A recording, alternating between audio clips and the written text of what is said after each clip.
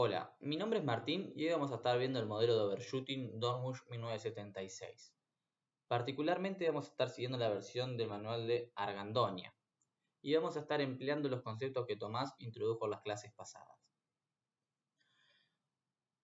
Este modelo nos interesa verlo porque se cumplen dos grandes conceptos de la economía internacional. Por un lado la paridad de tasas de interés de cubierta y por el otro lado la paridad del poder adquisitivo absoluta. Tenemos además aspectos interesantes por el lado de la modelización, como son distintas velocidades de ajustes en los distintos mercados que vamos a estar considerando. También es uno de los primeros modelos con rigideces en la historia del pensamiento macroeconómico y es un modelo con expectativas racionales. Este modelo se basa en 6 grandes supuestos. Por un lado tenemos una economía pequeña y abierta, es decir, las variables internacionales van a estar tomadas como dadas, la tasa de interés, por ejemplo. El mercado de dinero va a estar siempre en equilibrio, en todo momento del tiempo. Los mercados de capitales van a estar integrados y los activos financieros nacionales con respecto a los del resto del mundo son sustitutos perfectos. Entonces se va a estar cumpliendo la paridad de tasa de interés descubierta. Y nuestro país no va a estar pagando, por ejemplo, prima de riesgo. Tenemos también precios pegajosos, sticky prices, que nos va a estar generando desequilibrios en el mercado de bienes. La paridad del poder adquisitivo se va a cumplir en el largo plazo, pero no en el corto. Y la economía está siempre en pleno empleo, es decir, el PBI va a estar fijo en nuestra economía. Esto es para simplificar un poco las cosas. El modelo va a consistir en 5 grandes ecuaciones. El modelo va a consistir en 5 grandes ecuaciones. Por un lado tenemos la del mercado de dinero, la demanda agregada, ajuste de precios, paridad de tasa de interés descubierta, UIP y expectativas. Todas las variables van a estar expresadas en términos logarítmicos. Por eso cuando vamos, por ejemplo, a ver la ecuación del mercado de dinero, lo que uno esperaría es ver la oferta de dinero como M sobre P, en nuestro caso tenemos M menos P. Y lo que nos indica la ecuación del mercado de dinero es que la oferta monetaria real tiene que ser igual a su demanda, y su demanda depende positivamente del PBI, del ingreso, y negativamente de la tasa de interés nominal. En nuestro caso, el PBI va a estar fijo, y por lo tanto, la demanda real de dinero solamente va a depender de la tasa de interés. En el caso de la tasa de interés es la única variable que no está expresada en términos logarítmicos. Por eso, por ejemplo, todos los betas tienen interpretación de elasticidades, mientras que el alfa tiene interpretación de semielasticidad. Ahora vayamos a la ecuación 2, la demanda agregada. La demanda agregada va a estar determinada por un componente autónomo, beta 0, que podría estar captando aspectos como gasto público, confianza en el consumidor, etc. Otro componente que depende del tipo de cambio real. Fíjense que el tipo de cambio real es tipo de cambio por precios internacionales sobre precios domésticos. Como está expresado en términos logarítmicos, es tipo de cambio más precios internacionales menos precios domésticos. Y la demanda agregada depende positivamente de este término. Todos los parámetros son positivos.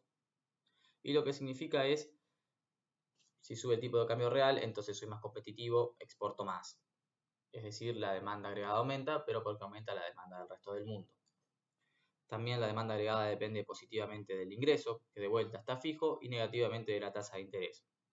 Esto es básicamente por dos canales. Por un lado, si la tasa de interés sube, entonces menos proyectos de inversión son rentables y la demanda de inversión baja, y también los bienes presentes se encarecen respecto a los bienes futuros. Fíjense que acá hay una cuestión conceptual que hacemos depender a la demanda agregada de la tasa de interés nominal y no de la tasa de interés real, que es lo correcto. Esto en realidad se hace para simplificar, ya que no altera las conclusiones y sí nos ganamos varias cuestiones de facilidad. Tenemos la ecuación 3, por otro lado, que es la de ajuste de precios. Esta ecuación nos va a estar indicando la inflación como desajustes en el mercado de bienes. Si la demanda agregada es mayor a la oferta, al PBI, entonces tenemos que la inflación es positiva, y viceversa, si la demanda agregada es menor, entonces vamos a encontrarnos con deflación. El parámetro U es la velocidad de ajuste en el mercado de bienes. Y el mercado de bienes va a estar en equilibrio cuando no haya inflación, cuando P punto sea igual a 0. Por otro lado tenemos la UIP, la paridad de tasa de interés de cubierta, la ecuación 4, que nos indica que la tasa de interés internacional tiene que ser igual a la tasa de interés nacional más la expectativa de evaluación. O bien, como está expresado ahí, que los diferenciales de las tasas de interés tienen que ser igual a la expectativa de devaluación. Y por último, la ecuación 5, que nos indica cómo forman expectativas estos agentes. Y el esquema de formación de expectativas va a ser un esquema adaptativo. La devaluación esperada va a ser la diferencia entre el tipo de cambio de largo plazo, S barra, respecto al tipo de cambio actual, S. Y θ va a ser el coeficiente de ajuste. Es decir, si el tipo de cambio de largo plazo es mayor al tipo de cambio actual, entonces vamos a esperar que haya una devaluación. Ahora es importante destacar que en este modelo las expectativas son racionales y por lo tanto S punto barra es igual a S punto.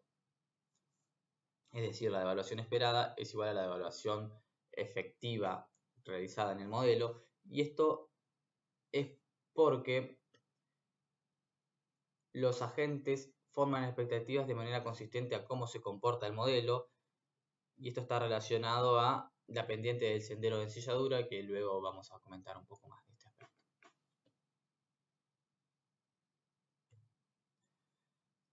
A estas 5 ecuaciones las podemos comprimir en 2 grandes ecuaciones para hacer un modelo dinámico.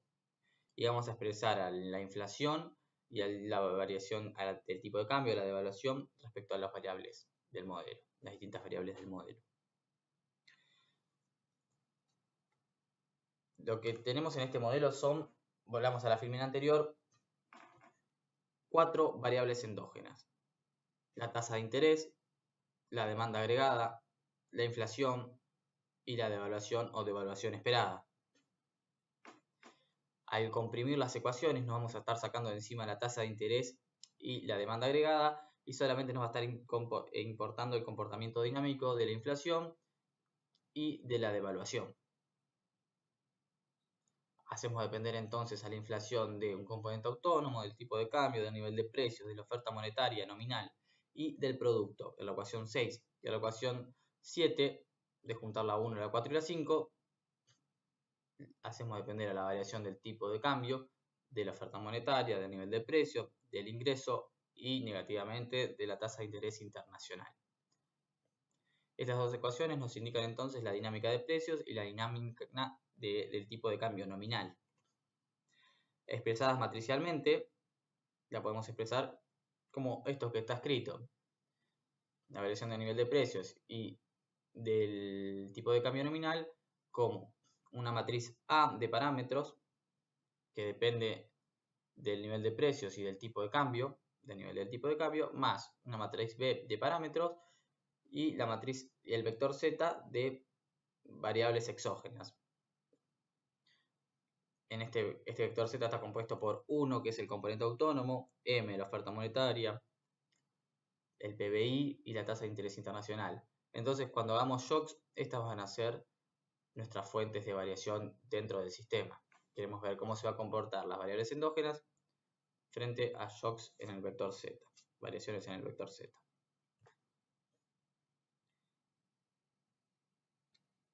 Como habíamos comentado, tenemos en este modelo distintas velocidades de ajustes en los distintos mercados. En el corto plazo, cuando los precios no responden, vamos a llamarlo, y a largo plazo es cuando hayan ajustado totalmente los precios, es decir, cuando no haya más inflación. Nuestro estado estacionario va a ser cuando la inflación sea cero y cuando la devaluación sea cero. Y cuando esto se cumpla, vamos a decir que se cumple en los valores de S barra y P barra.